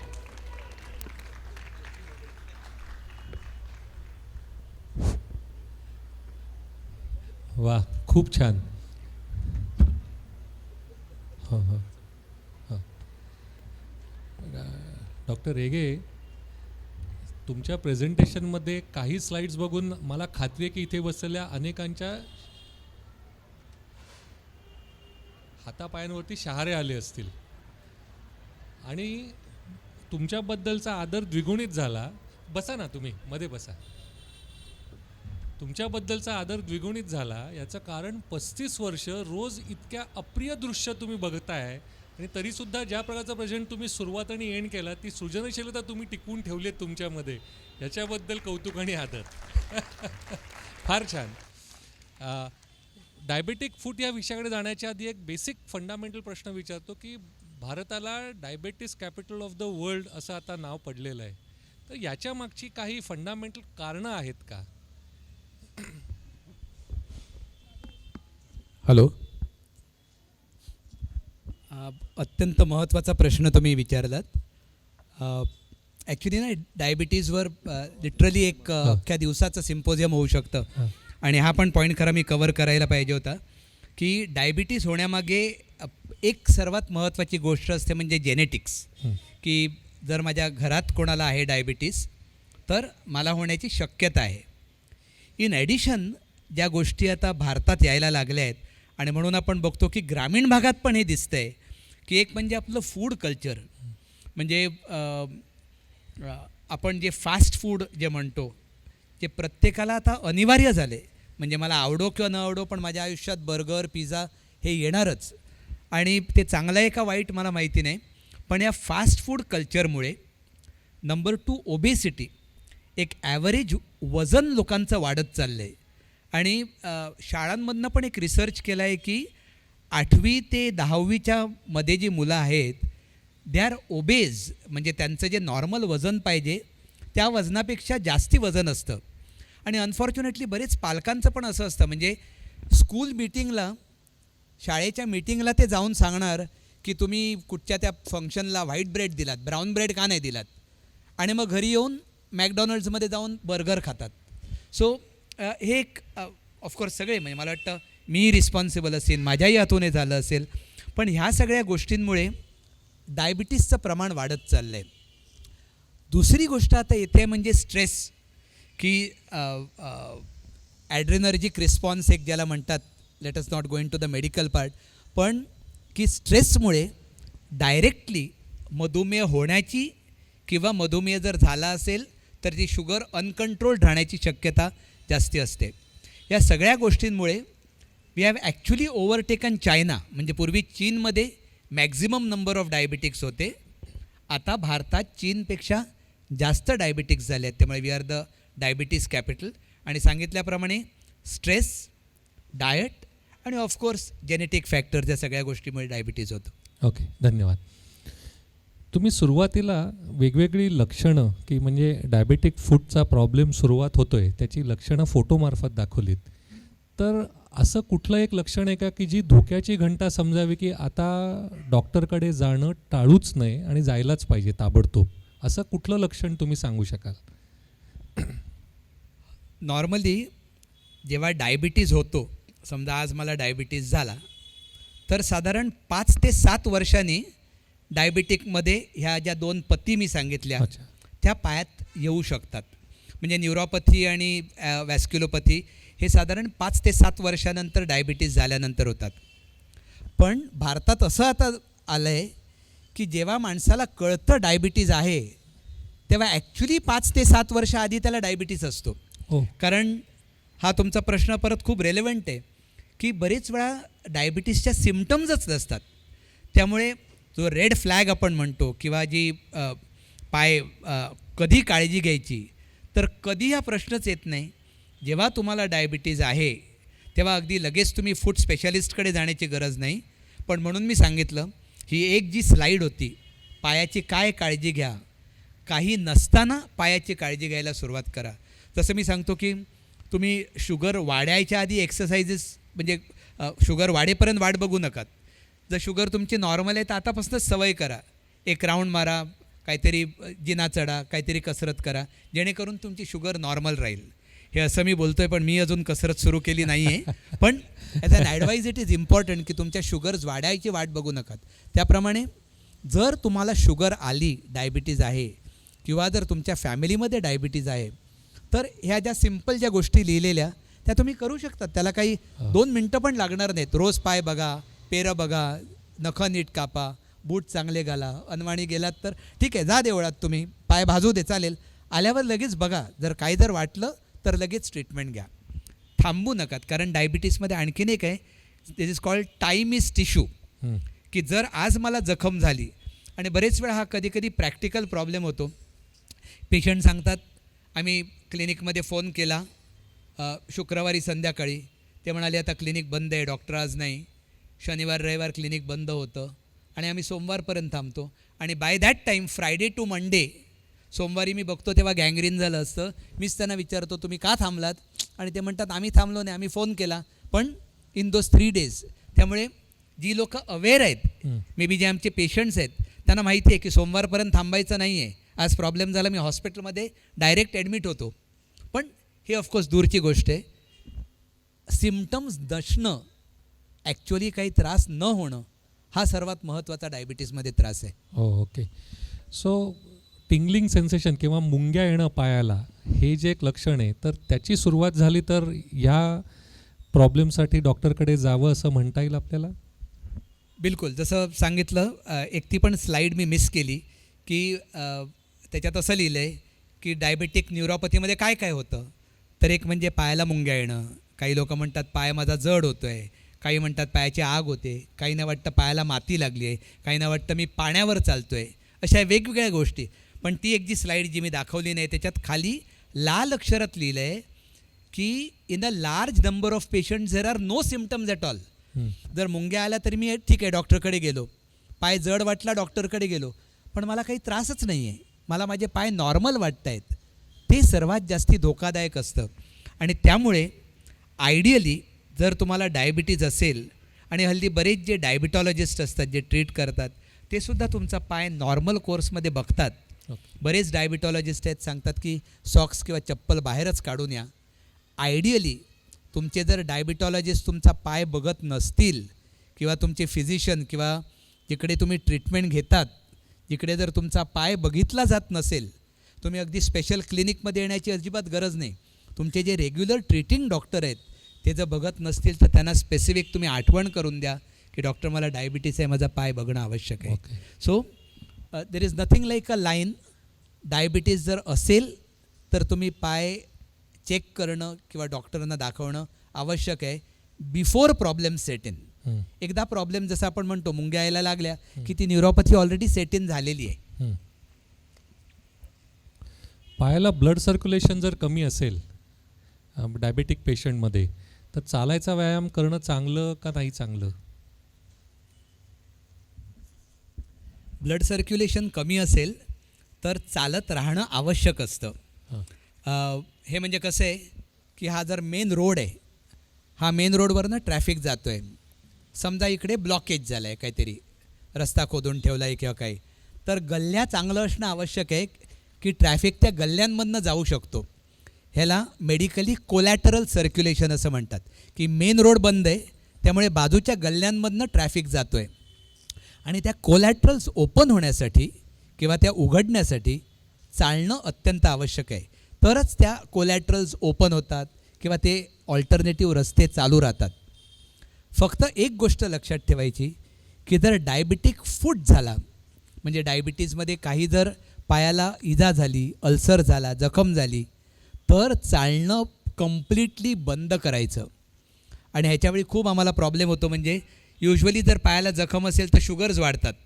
शुगर्स वाढल्यावर जो ट्रीटिंग डॉक्टर असतो तो म्हणतो अरे तुमचं चालणं बंद झालं आहे म्हणून शुगर वाढली आहे, चालायला सुरुवात करा. आम्ही सांगतो चालणं अजिबात बंद करा. पण ह्या गोष्टीमध्ये आम्ही पेशंटना सांगतो की माझंच ऐकायचं आहे तुम्ही. जर पायाला इजा किंवा जखम आहे तर काही झालं तरी चालायचं नाही, कारण हा न्यूरोपॅथिक पाय आहे. त्याच्यावर आणखीन तुम्हाला इजा होणार, आणखीन प्रेशर येणार. त्यामुळे रक्तपुरवठा कमी असेल चालायचं, डायबिटीज असेल चालायचं, पायाला जखम किंवा डायबिटिक फूट झाला तर अजिबात चालायचं नाही. तील तुमची जी काही ट्रीटमेंट होती तिथपर्यंत.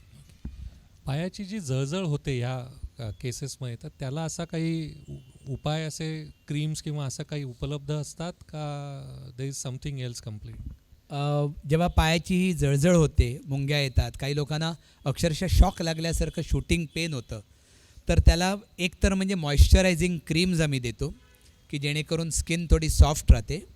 आणि मग त्याला प्रीगॅलिन किंवा प्रीगॅबेलिन नावाची काही औषधं असतात ती दिली जातात. पण they have to be taken under medical supervision. म्हणजे जसं आता ताप आला म्हणून क्रोसिनची किंवा विक्स ॲक्शन 500 गोळी आपण घेतो तशी घ्यायची नाही, कारण ह्या गोळ्यांचे साईड इफेक्ट्स असतात. पण ह्या गोळ्यांनी बऱ्याच प्रमाणात ह्या सिम्पटम्स म्हणजे त्रास कमी राहू शकतो. आणि आता न्यूरोस्टीम किंवा लेझर थेरपी आली आहे, त्याचा अगदी 100% रिझल्ट असतो असं नाही. पण ज्या लोकांना गोळ्या घेऊनसुद्धा दुखी चालू राहते त्या लोकांना ती लेझर थेरपी किंवा एक करंट पास करतात पायामध्ये, जेणेकरून हे थोड्या प्रमाणात रेग्युलेट होतं. डायबेटिक फूटची काळजी, हायजीन कसं मेंटेन करावं? तुम्ही सगळे फार रेलेव्हंट प्रश्न विचारतायत आणि मला वाटतं क्राऊडनी दिला आहे. चांगलं आहे. पण मला येणारे तुम्ही प्रश्न विचारतात, मला वाटलं इतक्या मी चिठ्ठ्या पाहिल्या, मला आमची 3rd MBBSची परीक्षा आठवली की समोर ते एक्झामिनर बसले असतात आणि आम्ही थरथरत बसलेलो असायचो. पण हे सगळे फार रेलेव्हंट प्रश्न आहेत की हायजीन कसं राहायचं. एक म्हणजे पाय स्वच्छ ठेवायचा, आणि पाय स्वच्छ ठेवणं म्हणजे आंघोळीच्या वेळी अनेक वेळा आपण किती जणं खरोखर पाय पुसतो, पाय साबणाने एक एक बोटाच्या पेऱ्यामध्ये साबण लावून पाय धुतो. फ्रँकली शेड्यूलमध्ये नाही होत आणि पाणी राहतं बोटांच्या पेऱ्यांमध्ये. अनदर थिंग जे सांगायचं, खूप गोष्टी सांगायच्या राहिल्या आहेत त्याच्यात, की जे मी तुम्हाला दाखवलं ना की डायबेटिक फूटमध्ये फूट डिफॉर्म्ड असतो, म्हणजे पाय नॉर्मल नसतो. तर there is something called crowding of toes. म्हणजे डायबिटीज पेशंटचा जर तुम्ही पाय पाहिलेत तरी बोटं अशी नसतात, हे पायाचं मी सांगतो आहे, बोटं एकत्र आलेली असतात आणि कडक असतात बोटं. त्यामुळे त्या बोटांच्या मध्ये, पेऱ्यांमध्ये मॉइश्चर राहतं, पाणी राहतं आणि त्याच्यात फंगल इन्फेक्शन किंवा चिखल्या होण्याची शक्यता असते. तर पायाचं हायजीन म्हणजे पाय स्वच्छ धुणं, साबणाने धुणं, पाणी खूप गरम असतं कामा नये. खूप लोक भाजून आलेली आहेत पायाला, कारण पायाचं सेन्सेशनच नसतं. आपण बघतो पायावर पाणी घेतलं, खतखतीत पाणी असतं, फोड येतात. तर आंघोळ झाल्यानंतर पायाचं एक एक बोट आणि नंतर पायाचा हा पार्ट, कारण मग अशी दाखवलं हॅमर टोज किंवा क्लॉ टोज म्हणतात, की जेणेकरून बोटं अशी असतात, मॉइश्चर राहतं, ते रोजच्या रोज पुसणं अत्यंत आवश्यक असतं. एवढं जरी केलं तरी खूप आहे. अनवाणी चालायचं नाही, कारण इवन घरातसुद्धा काही थोडं छोटं काही काचेचा तुकडा, काटा काही पडू शकतं. त्यामुळे घरातसुद्धा आम्ही सांगतो की आयडियली जाड कॉटन सॉक्स आणि डायबेटिक सँडल्स किंवा अगदीच नाही तर आपले फ्लोटर्स असतात, सँडल्स असतात, ते घालायचे. आपल्या कल्चरमध्ये पॉसिबलच नाही, म्हणजे इतकं सांगूनसुद्धा लोक घरी, आणि पॉसिबल नाही ना की कॉटन सॉक्स घालतायत, सँडल्स घालतायत आणि घरात फिरतायत, पूजा करायची आहे, बाथरूमला जायचं आहे, जेवण करायचं आहे. पण these are things which can actually protect the feet. Pedicure केलं तर चालतं का डायबेटिक फूट पेशंट्सनी? पेडिक्युअर हे परत फार महत्त्वाची गोष्ट आहे. मी सांगितलं pain is a protective sensation, की आज जर मी पेडिक्युअरला गेलो, मी माझा पाय दिला आणि त्या कोण बाई जर माझी पायाची नखं कापत असतील, तर जर मला दुखलं तर मी लगेच ओरडीन, नाही तुम्ही जरा जास्ती कापतायत किंवा आत कापतायत. डायबिटीसच्या पेशंट्सना अजिबात जाणवत नाही. नेल कटिंग, नेल फायलिंग करून अनेक पेशंट्स आमच्याकडे इन्फेक्शन घेऊन आलेत किंवा पायात पू घेऊन आलेत. ॲट द सेम टाईम पाय साफ ठेवण्यासाठी ते पेडिक्युअरला तिकडे जातात. तर मी नेहमी पेशंटना सांगतो की तुम्ही जर तिकडे जात असाल तर त्या पेडिक्युअर करणाऱ्या पुरुष किंवा बाईला स्पेसिफिकली सांगा की तुम्ही डायबिटिक आहात. पाण्याचं टेम्परेचर जास्ती असता कामा नये आणि नखं कापताना 1 मिलीमीटरचं अंतर ठेवून कापायचं, कारण अनेक वेळा मासात नख कापलं जातं. ही जाड नखं असतात, नीट कापली जात नाहीत आणि त्याच्यापासून इन्फेक्शन होऊ शकतं. आम्ही आमच्या क्लिनिकमध्ये डायबिटिक पेडिक्युअर मुद्दाम सुरू केलं आहे अरे वा. With a spa like look. म्हणजे जसं पेडिक्युअरमध्ये जातात तसं तिकडे न जाता इकडे या. अच्छा. आणि ते बिझनेस वाढवण्यासाठी नाही, आम्ही स्पेसिफिक सांगतो की it is not a spa, की जर तुम्हाला डायबिटीस नसेल तर तुम्ही नुसतं पायाला पेडिक्युअर करून घेण्यासाठी इकडे म्हणजे अलाउड नाही. जे डायबिटीसचे पेशंट्स आहेत, ज्यांना पायाची काळजी घ्यायची आहे, त्यांनी इकडे या. कारण ज्या कोण नर्सिस करतात आमच्या इकडे पेडिक्युअर, त्या कोण ब्युटिशियन्स करत नाहीत. आणि ते करताना तो जो काही अर्धा पाऊण तास असतो तेव्हा एक सॉर्ट ऑफ लेक्चर किंवा काउन्सिलिंग चालू असतं. सेम जे मी आता सांगितलं, पायाची काळजी घ्या, पाय स्वच्छ ठेवा, अनवाणी चालू नका, बूट लूज पाहिजेत, कॉटन सॉक्स वापरा, पाय रोज बघा, ह्या सगळ्या गोष्टी सायमल्टेनियसली सांगतात. सो पेडिक्युअर करायला हरकत नाही, पण जिकडे करतात त्या लोकांना ॲटलिस्ट थोडंफार माहिती पाहिजे की डायबिटीसमध्ये काय प्रॉब्लेम्स होऊ शकतात.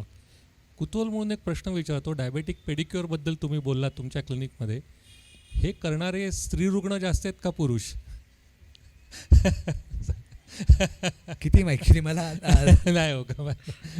या प्रश्नाचं सॉरी, म्हणजे माझा डायरेक्ट संबंध येत आहे, पण हा फार रेलेव्हंट प्रश्न आहे. परत मी तुम्हाला हा डेटा नक्की देतो जो उद्या तुम्ही अनाऊन्स करा. तुमचा काय गेस होता? मला स्त्री रुग्ण असं वाटलं, पण काही कल्पना नाही. आजकाल मेट्रो सेक्शुअल मेल्स असतात, त्याच्यामुळे पुरुषही करत असतील. मगाशी तुम्ही काही स्लाईड्समध्ये दाखवलं ना, आत्ताही विषय आला की ती नखं जाड होतात. तर घरच्या घरी इनिशियली काही त्याच्यासाठी करता येऊ शकतं का नाही? It has to be clinically treated only. जर नखं थोड्या प्रमाणात जाड झाली असतील तर ते एका चांगल्या नेल कटरनी, कोण जो जाणकार माणूस आहे तो कट करू शकतो घरी. जेव्हा ती खूप जाड होतात, ज्याला ओनायकोमायकोसिस किंवा ओनायकोग्रायफोसिस म्हणतात, म्हणजे जी मी दाखवलेली की त्या नखात फंगस जाते आणि त्याच्यामुळे ती इतकी जाड होतात, ती क्लिनिकमध्येच तुम्हाला कट करावी लागतात. कारण ते कापून नंतर आम्ही फायलिंग करतो ती नखं, ती स्मूथ होण्यासाठी. पण इवन क्लिनिकला यायच्या आधी आणि जे पेशंट जे रेग्युलर येतात त्यांना कल्पना आहे, अँटी फंगल ड्रॉप्स मिळतात. एक कॉमन आहे म्हणजे कॅन्डिड, तुम्ही ऐकलं असाल, कॅन्डिड लोशन म्हणून मिळतं. ते जर नखामध्ये रोज जर रात्री झोपताना टाकलं तर साधारण महिन्याभरात थोडी ती सॉफ्ट होतात. असं नाही की त्यांनी ती अगदी नॉर्मल होणार. आणि अँटीफंगल्स अशी महिनोन्महिने, वर्षानुवर्षे एक एक ड्रॉप टाकत राहावं लागतं, कारण फंगस पण लगेच जात नाही. पण एक सॉफ्ट करण्यासाठी you can try this simple remedy, की हे लोशन जर टाकलं तर ॲटलिस्ट ती नखं थोडी हेल्दी राहतात. ओके. व्हेरिकोज वेन्स आणि डायबेटिक फूट यांचा काही संबंध कुठे काही दिसतो असा का नाही? व्हेरिकोज वेन्स आणि डायबिटीसचा जास्ती संबंध नाही. पण कसं असतं, व्हेरिकोज वेन्स म्हणजे त्या आपल्या ज्या वेन्स असतात किंवा नसा असतात, ब्लड रक्तवाहिन्या असतात, त्या फुललेल्या असतात. त्यामुळे हा जेव्हा पेशंट किंवा माणूस उभा राहतो तेव्हा ते दूषित रक्त खाली पायात जमतं आणि त्याच्यामुळे पायाला जखमा होण्याची शक्यता असते. आता ही जखम डायबिटीसच्या पेशंटमध्ये होऊ शकते, ज्याला मधुमेह नाही त्याच्यामध्ये होऊ शकते. जर मधुमेह नसेल तर ह्या जखमा with proper treatment of varicose veins, ज्याला क्रेप बँडेज, स्टॉकिंग्स किंवा लेझर ट्रीटमेंट म्हणतात, ह्यानी पटकन भरते. पण जर डायबिटीस असेल तर मग ते कॉम्प्लिकेशन्स वाढत जातात. त्यामुळे व्हॅरिकोज वेन्स आणि डायबिटीसचा जरी संबंध नसला तरी जर डायबिटीस असेल तर मग त्याची ट्रीटमेंट जास्ती रेझिस्टंट किंवा प्रोलॉंग्ड होऊ शकते. ओके. डायबेटिक पेशंट्समध्ये सेल्युलायटिस हा एक बऱ्यापैकी प्रॉब्लेम दिसून येतो. त्याचं कारण काय आहे? सेल्युलायटिस बाय डेफिनेशन म्हणजे इन्फेक्शन आणि इन्फ्लेमेशन ऑफ स्किन आणि सबक्यूट. ह्याचा अर्थ चामडी आणि चामडीच्या खालचं जे फॅट असतं त्यामध्ये इन्फेक्शन झाल्यामुळे आपण म्हणतो तसा टिश्यू जडावला जातो हो. किंवा इन्फ्लेम होतो. म्हणजे जर आज मी पडलो तर पाय काळसर होईल, लालसर होईल, दुखायला लागेल, ह्याला इन्फ्लेमेशन म्हणतात. आता डायबिटीसमध्ये हे खूप कॉमन आहे, कारण मी एक तुम्हाला स्लाईड दाखवली की डायबिटीसमध्ये जी घाम येण्याची प्रक्रिया असते आणि स्किनमध्ये जे तेल बनतं ज्याला सिबम म्हणतात, ह्या दोन्ही गोष्टी सप्रेस होतात. त्यामुळे ह्या पेशंटचे किंवा या माणसाचे पाय ड्राय असतात. ड्राय झालेल्या पायाला खाज येते, जसं आपल्याला थंडीत आपण खाजवत राहतो, पांढरे पडतात पाय, तसे ह्या पेशंटचे पाय एकदम ड्राय होतात. आणि कुठे ना कुठेतरी इधर मी इकडे बसलो आहे, पाय सरळ करताना मला हा बार लागला, किंवा मी बसलो आहे, माझा पाय सगळं खाज आली, खाजवलं, या साध्या गोष्टींमुळे आतमध्ये इन्फेक्शन जातं.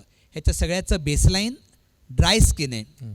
आणि म्हणून म्हणतोय डायबेटिक फूटनं म्हणजे लिटरली टपलेलं असतं की सगळ्या गोष्टी आर पोषक असतात फॉर इन्फेक्शन. पाय माझे ड्राय झालेत, सो खाज येण्याची शक्यता आहे, पायाला सेन्सेशन्स कमी आहेत, लागण्याची शक्यता आहे. आणि हे सगळं करून एक थोडे जरी जंतू आत गेले, ज्याला आपण इन्फेक्शन म्हणतो, की आज जर मला डायबिटीस नाही, 10 जंतू आत गेले, काही नाही, माझी शरीराची इम्युनिटी काळजी घेणार, मे बी थोडं दुखेल, ठीक होईल. डायबिटीसच्या पेशंटला जंतू आत गेल्यावर साखर मिळते.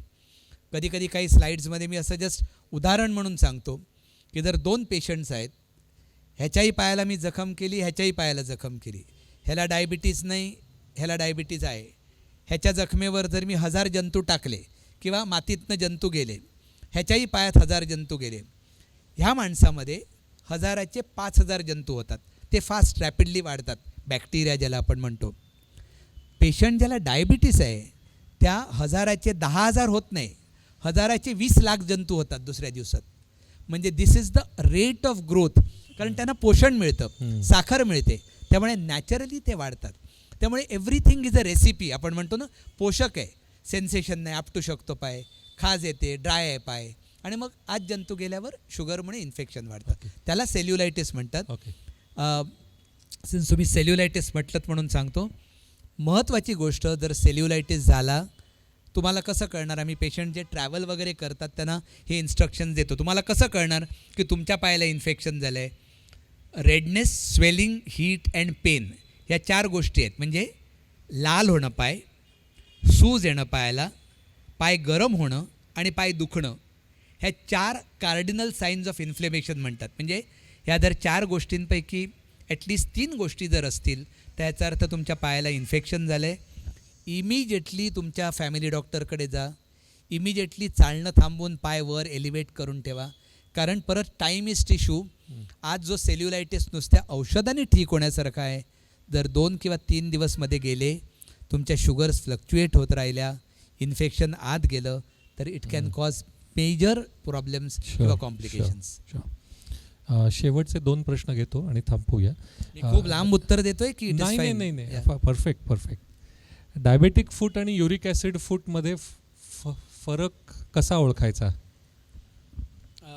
युरिक ॲसिडला वाढलं की त्या कंडिशनला गाऊट म्हणतात. आणि गावटी आर्थरायटिस म्हणून एक प्रकार असतो की त्या युरिक ॲसिडचे क्रिस्टल्स असतात, ते जॉईंट्समध्ये जातात आणि त्यामुळे सांधे, स्पेशली जे छोटे सांधे असतात, ते दुखायला लागतात, पाय लाल होऊ शकतो.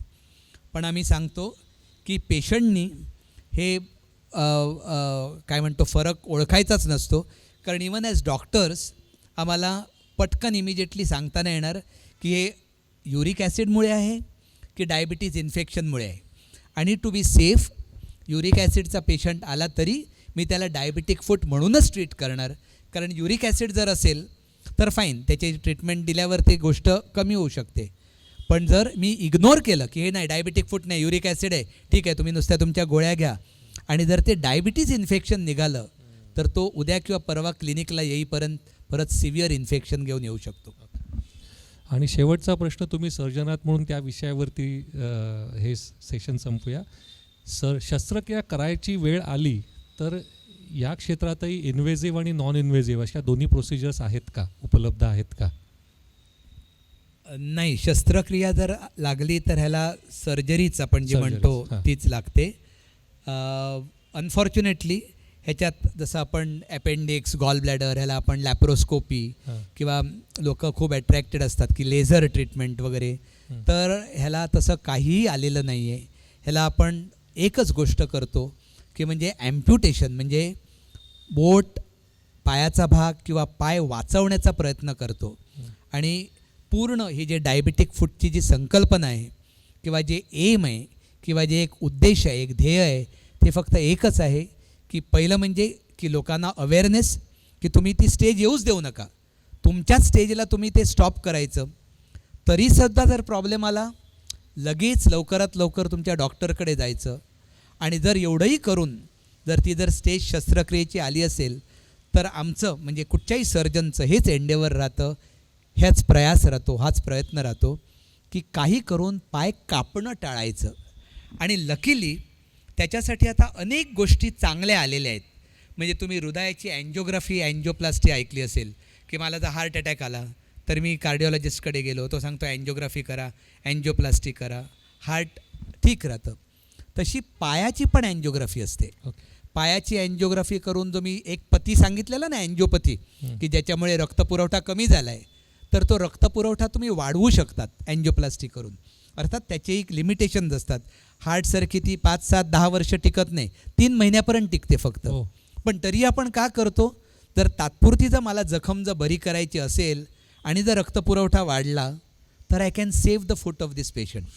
त्याचप्रमाणे अनेक आणखीन व्हॅक्यूम थेरपीज आल्या आहेत, ऑक्सिजन थेरपी आल्या आहेत, हायपरबारिक ऑक्सिजन थेरपी आल्या आहेत, की ह्या ॲन्सिलरी गोष्टी ज्या आल्या आहेत की जेणेकरून जे पूर्वी 5-10 वर्षापूर्वी किंवा 20 वर्षापूर्वी आम्ही जेव्हा स्टुडंट्स होतो तेव्हा जे हॉस्पिटलमध्ये हे सगळं काही नव्हतंच. म्हणजे डायबेटिक फूटचा पेशंट आला, अगदी नुसता पू वगैरे झाला असेल तर तो ऑपरेट करून साफ करा, गँग्रीन झालं असेल तर डायरेक्ट पाय कट करायचा, नाही कट केला तर ते इन्फेक्शन वाढून या माणसाचा जीवाला धोका असू शकतो, जीव दगावू शकतो.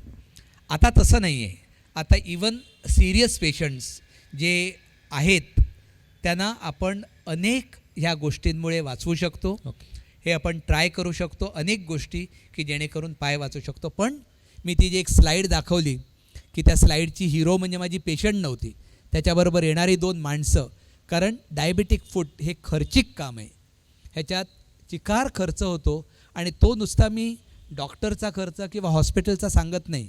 देर आर मेनी ॲन्सिलरी एक्सपेन्सेस की टॅक्सीनी आणा, रजा घ्या जॉबवरनं, वेळ काढा, हे सगळे जे इनडायरेक्ट खर्च आहेत they build up to a huge extent. आणि त्यामुळे डायबेटिक फूट हे न होणं किंवा पाय न कापणं जाणं हे अत्यंत महत्त्वाचं आहे. आणि म्हणून माझ्या मिसेस पण आज इकडे आले आहेत, त्यांना मुद्दाम आज सांगितलं कारण त्या ॲनेस्थेटिस्ट आहेत. इवन ॲनेस्थीजिया आता खूप फरक पडला आहे की पूर्वी डायबिटीसच्या पेशंटना ॲनेस्थीजिया देणं, पूर्ण बेशुद्ध करणं हे एक रिस्की असायचं. देर वर डेथ्स रिलेटेड टू ॲनेस्थीजिया, की ॲनेस्थीजिया दिला आणि पेशंट दगावला का, कारण त्याची कंडिशनच ठीक नाही आहे, त्याचा हार्ट ठीक नाही, किडनी ठीक नाही, पाय ठीक नाही, सेप्सिस आहे. पण आता वेगवेगळे ॲनेस्थीजिया आले आहेत ज्याला आपण लोकल म्हणतो. म्हणजे आम्ही इवन मेजर सर्जरीज फक्त तेवढा पाय सून करून करतो जिकडे पेशंटशी बोलता बोलता तुम्ही ऑपरेट करू शकतात. रिस्क कमी होतं, पेशंटला पूर्ण बेशुद्ध नाही करत आहे मी. सो ह्या सगळ्या ॲडव्हान्सेस झाल्या आहेत. आणि तरीसुद्धा अनफॉर्च्युनेटली मी हे सगळं सांगतो आहे, वी आर प्रिव्हेंटिंग ॲम्प्युटेशन. आणि तरी मुद्दाम मी तुम्हाला त्या एक पेशंटचा फोटो दाखवला की ज्याचे दोन्ही पाय कट झाले आहेत. मी ॲक्च्युली मगाशी लेक्चरमध्ये सांगितलं नाही, तो पेशंट स्वतः पटनामध्ये प्रॅक्टिस करणारा डायबिटॉलॉजिस्ट आहे. जो फोटो मी तुम्हाला जो दाखवला तो माझा पेशंट नाही आहे, तो एका कुठच्या तरी दुसऱ्या डॉक्टरची स्लाईड मी बॉरो केली आहे विथ हिज परमिशन, की डायबिटॉलॉजिस्ट प्रॅक्टिसिंग इन बिहार आणि ज्याला सगळा ॲक्सेस असणार, सिनियर माणूस तो वाटत होता, त्यामुळे त्याचे स्टुडंट्स असतील जे ट्रीट करणार आहेत. आणि एवढं असूनसुद्धा if a patient can land up bilateral म्हणजे दोन्ही साईडचं अभावनी म्हणजे पाय कापलं जाण्याची शस्त्रक्रिया, तर हा प्रॉब्लेम खरोखर साधा नाही आहे, इट्स अ ह्यूज प्रॉब्लेम. आणि एकदा हे झालं का पूर्ण लाईफ बदलतं, पेशंटचं नाही सगळ्या घरच्यांचंही.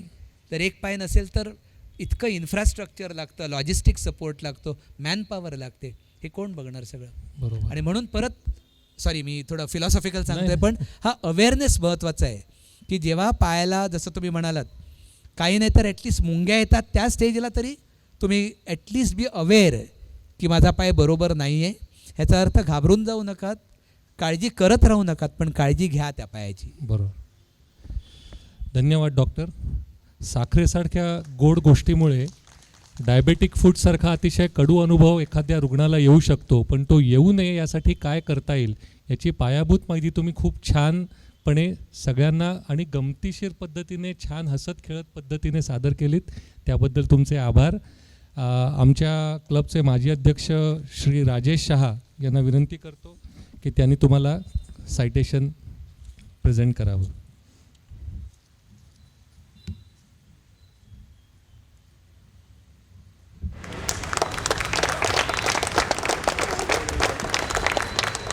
Rotary Club of Mumbai Paleshwar, certificate of appreciation.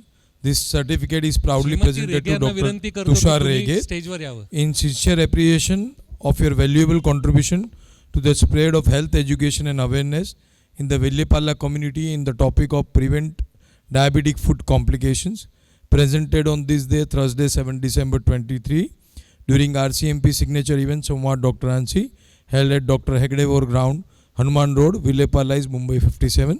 Signed by Rotarian Hemant Monkar, Club Secretary, Rotarian Monica Danan, Club President, and Rotarian Atul Gokhale, Joint Secretary and Director Medical.